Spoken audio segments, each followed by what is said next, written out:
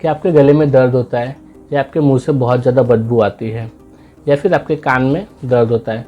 अगर ऐसे कुछ सिम्टम्स आपके अंदर है तो ये टॉन्सिल स्टोन्स की शिकायत हो सकती है। तो आज के वीडियो में हम बात करेंगे कि टॉन्सिल स्टोन क्यों बनता है, इसके साइंस एंड सिम्टम्स क्या होते हैं, इसमें रिस्क फैक्टर क्या होता है, यानी किन लोगों में ज़्यादा देखने को मिलता है, नेक्स्ट इसे डायग्नोसिस कैसे किया जाता है और इसका ट्रीटमेंट क्या होता है, और लास्ट में इसके हम प्रिवेंशन के बारे में बात करेंगे। तो अगर आपको ये सब जानकारी पूरी चाहिए तो आपको वीडियो अंत तक देखना पड़ेगा। तो आइए वीडियो को शुरू करते हैं। हेलो दोस्तों, मेरा नाम है डॉक्टर दीपक यादव। आज हम बात करने वाले हैं टॉन्सिल स्टोन्स के बारे में। टॉन्सिल स्टोन ये छोटी कंकड़ जैसी गांठें होती हैं जो हमारे टॉन्सिल्स में देखने को मिलती हैं। टॉन्सिल स्टोन जो होती है ये कैल्सिफाइड हार्ड मटेरियल से बनी होती है, और जो हमारी टॉन्सिल्स की जो सिलवटें होती हैं, यानी जो क्रिप्ट्स होते हैं, इसके अंदर ये बनती हैं। ये जो क्या होता है, जो हमारे टॉन्सिल्स होते हैं वो क्या करते हैं, जो भी बैक्टीरिया या फंगस इसको क्या करते हैं, अपने ऊपर अट्रैक्ट करती हैं और उसको वहीं पे किल कर देती हैं। तो जो टॉन्सिलर जो क्रिप्ट्स होते हैं, इसके अंदर ये सारे जो भी बैक्टीरिया फंगस है उसके अंदर जमा रहते हैं। नेक्स्ट जो भी हम खाना वगैरह खाते हैं तो उसके जो कुछ पार्ट्स बच जाते हैं, यानी जो कुछ फूड डेब्रिस बच जाते हैं, वो भी हमारे क्रिप्ट्स में जाकर जमा होने लगती हैं। इसके ऊपर एक कैल्शियम की लेयर जमा हो जाती है, जिसके कारण हमें टॉन्सिल स्टोन होता है। टॉन्सिल स्टोन आमतौर पर पीले या सफ़ेद रंग की देखने को मिल सकती है। टॉन्सिल स्टोन जो होती है ये एक या एक से ज़्यादा हमें हमारे टॉन्सिल्स में देखने को मिल सकता है।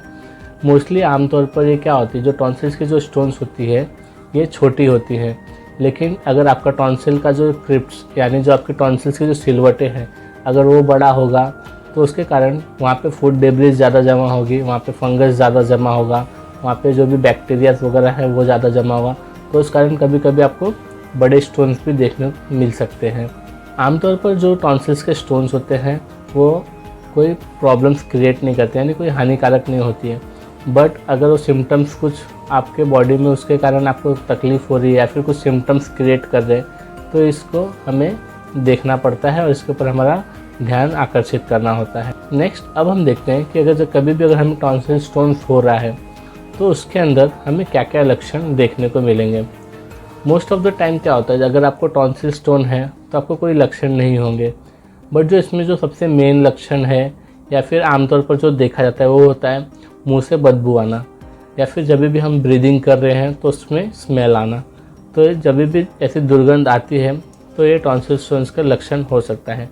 इसके साथ साथ पेशेंट्स के गले में दर्द होती है, पेशेंट्स को खांसी आती है, और पेशेंट जब भी कुछ निगलता है तो उसे निगलते टाइम कठिनाई होती है, यानी उसके टॉन्सिल्स में दर्द होता है। इसके साथ साथ टॉन्सिल स्टोन के कारण आपके कान में दर्द हो सकता है, और इसके साथ साथ आपके गले में हमेशा खराश महसूस होगा और ऐसा लगेगा कि हमारे गले में कुछ हमेशा फंसा हुआ है। तो ये हो गया इसके कुछ लक्षण के बारे में। अब हम जानते हैं कि किन लोगों में टॉन्सिल स्टोन्स होने की ज़्यादा संभावनाएं होते हैं, यानी किन लोगों में रिस्क फैक्टर्स ज़्यादा होता है। वैसे तो टॉन्सिल स्टोन किसी को भी हो सकता है और कोई भी एज में हो सकता है, बट अगर आपको बार बार टॉन्सिलाइटिस हो रहा है, यानी आपको रिकरेंट टॉन्सिलाइटिस हो रहा है, तो ऐसे में आपको टॉन्सिल स्टोन्स होने के चांसेस ज़्यादा हो जाते हैं।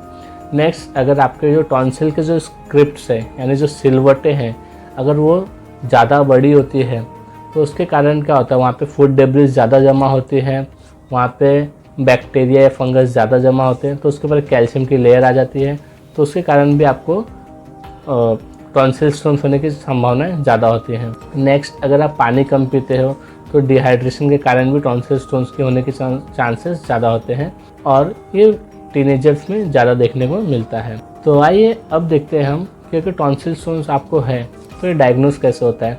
मोस्ट ऑफ द टाइम आपके डॉक्टर जब भी आपका थ्रोट एग्जामिनेशन करते हैं with the help of good torch, जब भी टंग डिप्रेशर और गुड टॉर्च की मदद से आपके जब भी गले को एग्जामिनेशन करते हैं तो उस टाइम पे उसके अंदर आपके डॉक्टर डायग्नोस कर सकते हैं कि आपको टॉन्सिल स्टोन है। अगर कभी कभी हमें टॉन्सिल स्टोन आसानी से नहीं दिखता है तो हम ऐसे कंडीशन में हम एक इमेजिंग स्कैन करने को कहते हैं, जिससे कि टॉन्सिल स्टोन है या नहीं है हमें पता चल जाता है। Next, most of the time कभी कभी एक्सीडेंटली डायग्नोस हो जाता है, जैसे आपको कोई सिम्टम्स नहीं है, आप किसी और तकलीफ़ के लिए आप अपने डॉक्टर के पास गए हैं। जैसे समझो आपको टूथ एक है और आप अपने डेंटिस्ट के पास गए, जब आपके दांत के डॉक्टर जब आपका डेंटल एग्जामिनेशन कर रहे हैं तो उस टाइम पे वो थ्रोट में भी देख रहे हैं कि उनको वहाँ पे स्टोन्स दिखाई दे रहे हैं, तो ऐसे में भी एक्सीडेंटली कभी कभी टॉन्सिल स्टोन डायग्नोस हो जाता है। अब हम बात करते हैं कि टॉन्सिल स्टोन्स में हम घर पे क्या क्या इलाज कर सकते हैं जिससे हम टॉन्सिल स्टोन से निजात पा सकते हैं। तो आइए देखते हैं। सबसे पहले आपको हल्का पानी गर्म करना है, उसके अंदर नमक डाल के उसके गरारे करने हैं। जब भी हम गरारा करते हैं तो उससे क्या होता है, एक प्रेशर क्रिएट होता है जिससे हमारे टॉन्सिल स्टोन्स बाहर निकलने के चांसेस हो जाते हैं। नेक्स्ट, अगर आप ज़ोर से खांसी करते हैं तो उससे भी कभी कभी स्टोन्स बाहर आ जाते हैं। और या फिर आप घर पे ही ईयरबड्स जो होती है उसके कॉटन से आप उससे अपने टॉन्सिल स्टोन को निकाल सकते हैं। लेकिन कभी भी जब आप ईयरबड्स का यूज़ कर रहे हैं तो उसे सॉफ्टली निकालें, उसे ज़बरदस्ती ना करें। अगर आप ज़बरदस्ती करते हो तो आप अपने टॉन्सिल्स को इंजरी कर सकते हो, उसके कारण वहाँ पे ब्लीडिंग हो सकता है और जिसके कारण आपके टॉन्सिल्स में इन्फेक्शन हो सकता है। तो ऐसा बिल्कुल नहीं करना है, आपको हल्के से ही देखना है। अगर निकल जाता है तो इट्स वेल एंड गुड, आप उसे निकाल सकते हैं। अगर अभी हम मेडिसिन की बात करें तो अगर आपको गले में बहुत ज़्यादा दर्द हो रहा है, आपके गले में सूजन आ गई है, तो आपके डॉक्टर ऐसे कंडीशंस में आपको एनेसेट्स यानी कि पेन किलर देंगे जिससे कि आपका जो थ्रोट में सूजन वगैरह है वो कम हो जाए। कभी कभी आपके डॉक्टर्स आपको एंटीबायोटिक्स भी दे सकते हैं। अगर उन्होंने एग्जामिनेशन करके देखा है थ्रोट में कि अगर वहाँ पे इन्फेक्शन वगैरह हुआ है तो ऐसे कंडीशन में आपको स्टार्टिंग में एंटीबायोटिक्स दिया जाएगा ताकि इन्फेक्शन कम हो और स्वेलिंग कम हो, फिर टॉन्सिल स्टोन्स को रिमूव कर लिया जाता है। Most of the time tonsil stone easily निकल जाता है, जैसे कि आप बाजू के वीडियो में देख सकते हैं। अगर आपको बार बार टॉन्सिलाइटिस हो रहा है, बार बार टॉन्सिल स्टोन्स हो रहा है और आपके गले में बहुत ज़्यादा सूजन आ गई है तो ऐसे कंडीशन में कभी कभी टॉन्सिलेक्टॉमी यानी कि टॉन्सिल्स को निकालना पड़ सकता है। लेकिन ये सबसे रेयर कंडीशन होती है और सबसे लास्ट कंडीशन होती है, हमेशा टॉन्सिल्स नहीं निकाले जाते हैं।